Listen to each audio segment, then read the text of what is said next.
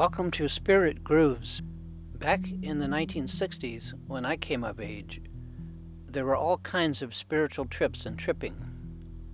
And these spiritual trips and practices only got worse in the 1970s, because it seems that's when they all got monetized and became businesses. And today, they're everywhere, and mostly it's all about business. I'm pretty tolerant of spiritual and religious freedom, as long as your particular freedom does not include preying upon and converting others. I draw the line at proselytizing, and long ago I became tired of those who delighted in informing me that I had not been saved and all of that. How would they know? And saved for what? My favorite story is when my young niece, who knew I was a Buddhist, whatever she thought that was, would tell me things like, "Uncle Michael, I'm sorry I won't be seeing you in heaven." Right, probably not, whatever she meant by heaven. When the religious groups would come knocking at my door, I would sometimes invite them in, provided they would give me equal time. That was a quick cure because they were not into listening. They had long ago lost their receivers and had become only transmitters. Sometimes they would come back with their main honcho, who they imagined would certainly set me straight. No luck.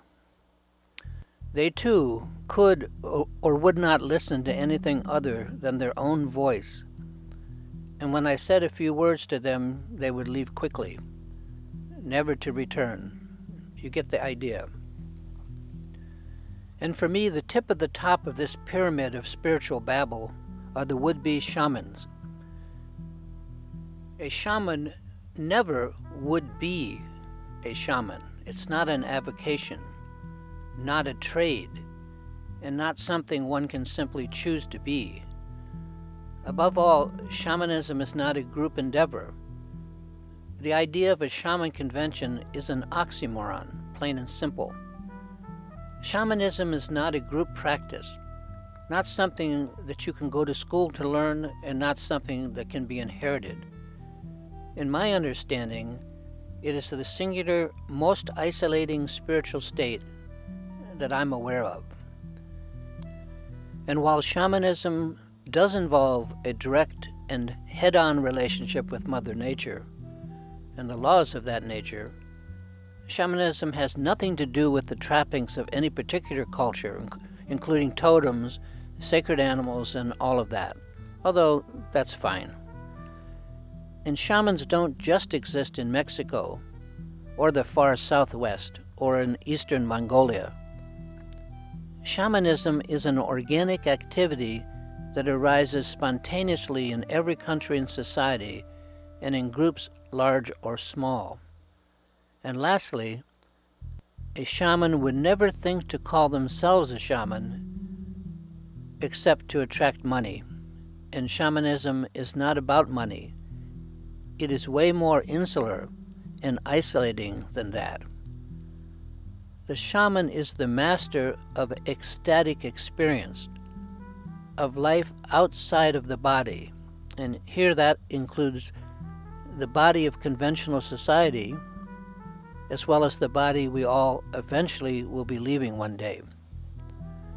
The shaman is an initiator in out-of-body experience, only because he or she has themselves already been initiated and knows when others are going through the same experience they have gone through. This photo sums up what would-be shamans like to imagine they are. True shamans, some of which I have met, are just ordinary people who can respond to the spiritual needs in others in an extraordinary way. This is a program about the shamanic tradition, not as it's practiced deep in the Amazon or in Mexico in the Southwest, or as we might read about it in the novels of Carlos Castaneda, but as it is practiced today right here in the modern world, in all small towns and cities. And shamanism is nothing new. I may refer to astrology at times because that is how I came up as a counseling astrologer.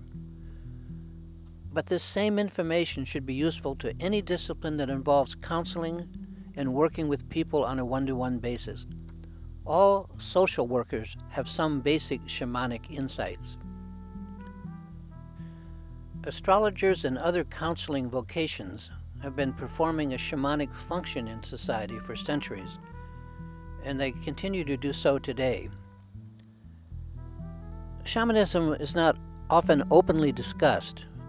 It's generally considered a part of what has been called esotericism, the inner or more secret aspects of social knowledge, because it has to do with the ecstatic tradition, what is commonly called out-of-the-body experience.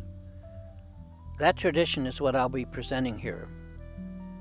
First, let's review what a shaman, or shamanka, a female shaman, is in the literature of the world. Here I will use the better-known term shaman to represent both male and female shamans, so as not to have to repeat both terms endlessly. The word origin of shaman, from the Siberian Tungus, means one who knows, one who has attained some degree of spiritual realization or awareness, in particular awareness of the other worlds, the next life stage or plane. I imagine you might wonder what my qualifications are to even discuss this topic. I know I would, and it's a fair question. Back in the 1960s, I worked closely for some years with Andrew Mciver, a Rosicrucian initiator, and he initiated me into the solar mysteries of the sun and also instructed me in rites of passage, like what happens when time ends for each of us at around 30 years of age. At his death at age of 82, I saw to his burial and even designed the tombstone, a simple circle with a dot in the center, the symbol of the sun, something he cared so much about. I then worked for a few years with Iotis Wilder, a Unity minister, an African-American woman with deep personal vision and experiences. We named our firstborn after her. Over the years, I've also worked with Russell Gregory, a shaman, poet, and living transcendentalist thinker. But mainly, for the last 40 years, I have worked and practiced Tibetan Buddhism, including 30 years of instruction from the Venerable Khenpo Katar, a very high Rinpoche. I've been to China, Tibet, India, and Nepal a number of times, and have learned to read Tibetan script. I've also completed all the common and extraordinary preliminary practices of the Karma Kagyu, my particular lineage, and I've done them more than once, and have been studying and practicing Mahamudra meditation under the direction of my Tibetan Lama since 1989. Well, that's about it, other than I have 4 kids, and I've been married for 42 years to the same woman. And that's a kind of initiation all by itself.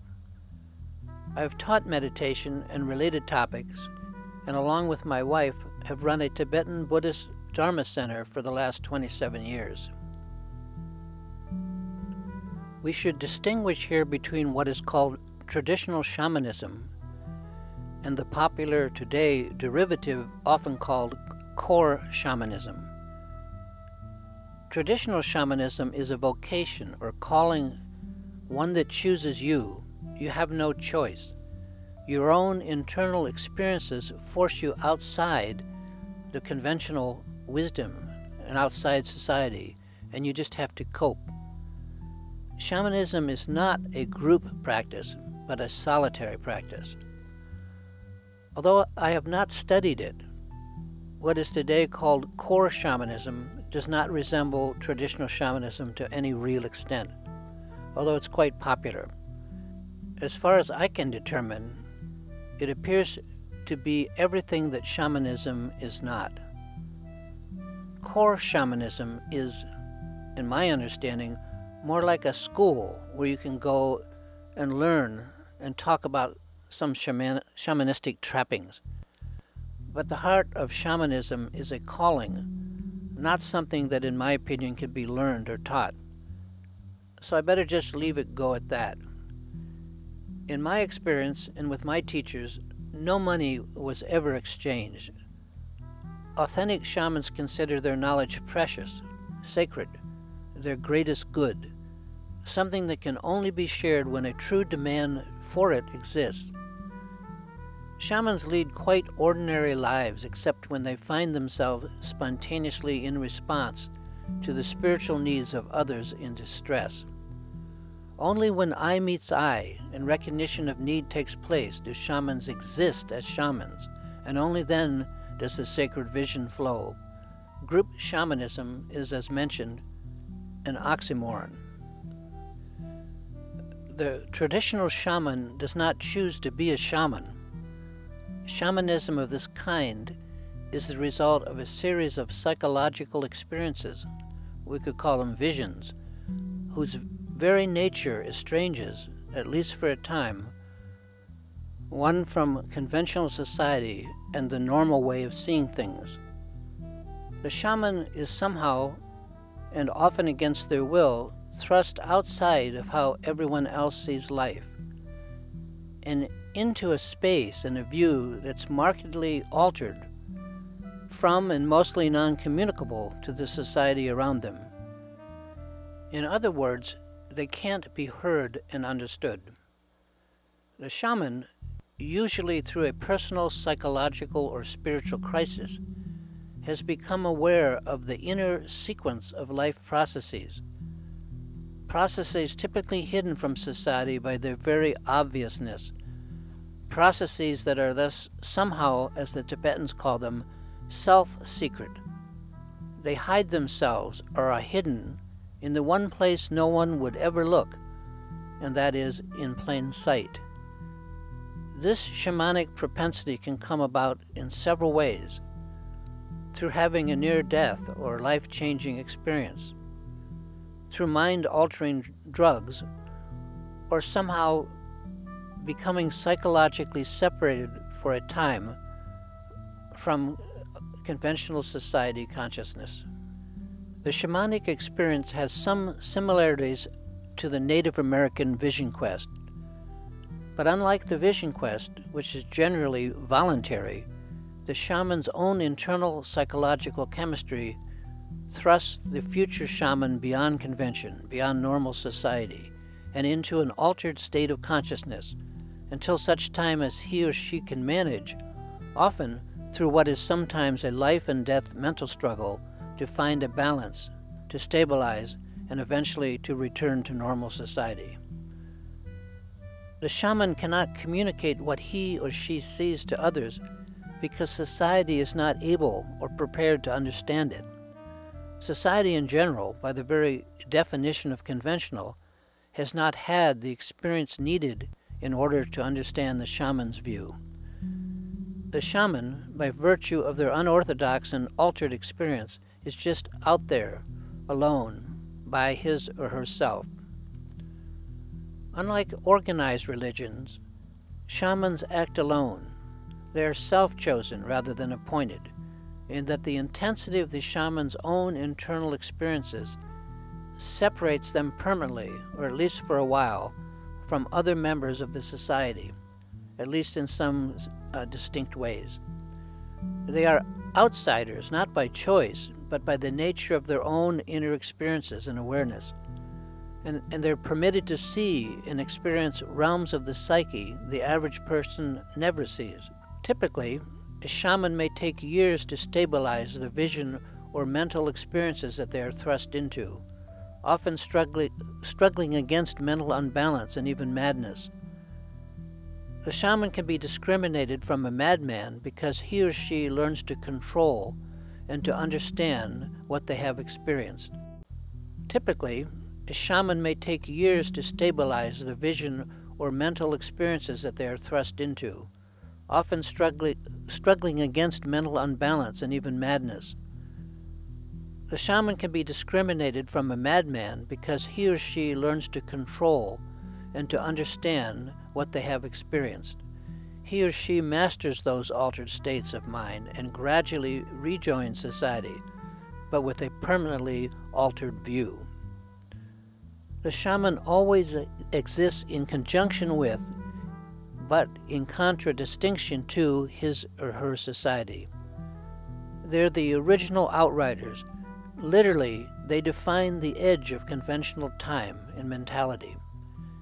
Every society, and even smaller groups, has its shamans or something similar. Shamanism is a purely organic role that spontaneously arises in all civilized society. And why is this? It's as simple as the fact that normality and conventionality is defined by those who fall outside its boundaries. Most shamans want nothing more than to fit in and to be accepted in their society. What separates them are their own inner experiences. They're what are abnormal or beyond convention. This is what allows them to see and experience states of mind, altered states that the general society has little to no idea of. It's generally agreed that once a shaman, one is a shaman for life. There's no going back, and no matter what other career or work the shaman may undertake, the function of shaman always takes precedence and is their heart function within the society. In other words, shamanism is not an avocation, not something one just chooses. We do not choose to become a shaman, but the very intensity of our own inner experiences determines their vocation as a shaman and to what degree we are a shaman. As my Rosicrucian teacher used to say to me, "Michael, we are all initiates, but it is a matter of to what degree." Although in some societies, shamanic powers can be inherited or run in a family, it appears more to be a product of sharing a similar mindset and training, with the parents initiating the children. However, as pointed out, most shamans are called or chosen by their own internal experiences and awareness. They come to know what others do not know and cannot know without themselves having these same life-changing experiences. And this change of view is permanent. Shamans cannot forget what they've seen, and it is this visionary knowledge of altered states that makes them valuable to society. All societies have shamans or their equivalent, because shamanism is something that happens to one rather than something that can just be learned or passed on. In any society, there are always a few members whose personal inner experiences are such as to separate them, at least for a time, from the group. Knowledge gained from this separation gives a shaman an alternative view of life that makes them of potential use to the community. They alone understand other members of the community who have become estranged for one reason or another, and the shaman's experience allows them to communicate with those souls, those who fall through the cracks of society. It's pretty much axiomatic that the shaman can only help others in those areas where he or she has personally had similar experiences and therefore knows. As pointed out, shamans acquire special knowledge or abilities through their own life-changing experiences, and they are distinct from the rest of their society by the very intensity of these spiritual experiences. In this sense, they are more akin to the mystic. The shaman, as author Mircea Eliade puts it, and I quote, is the great specialist in the human soul. He or she alone sees it, for he or she alone knows of its form and its destiny. End quote. The shaman knows the story or journey of the soul because they've taken it. In a very real sense, the shaman wakes in these realms while society sleeps. They're the watchmen, the protectors of the community soul. Shamans can be distinguished from priests or ministers and other members of organized religion, those who work as a group with one another to inform and shepherd the entire society. For the most part, shamans are independent, solitary, depending only on their own internal experience or revelation, and they don't work with or attempt to convert all of the members of the community. Instead, they assist the stragglers in a community, those who for one reason or another have fallen out of the conventional mindset and are somehow temporarily spiritually estranged. Shamans do acknowledge other shamans, but seldom group or come together. You would not expect to see a shaman convention, at least of the traditional variety. They are loners, and their knowledge is personal to themselves. It serves to separate them from their particular group or society. The idea of a shaman convention is pretty much an oxymoron. Shamans also differ from secret societies or esoteric brotherhoods in that they are typically not part of any lineage or organized group. And as mentioned, they do not attempt to shepherd or initiate the entire society, but instead, they only initiate those like themselves, those who have the propensity to sustain ecstatic, out-of-the-body experiences. I hope you've enjoyed this introduction to shamanism. If you'd like to read more, you can get my free ebook on shamanism, Astrology of the Heart, at astrologyland.com. Look for the books link. It's in the middle of the page. My name is Michael Erlewine, and I curate what is probably the largest library of astrology in the world, the Heart Center Library. I hope you have enjoyed this segment of Spirit Grooves, and I look forward to seeing you again soon.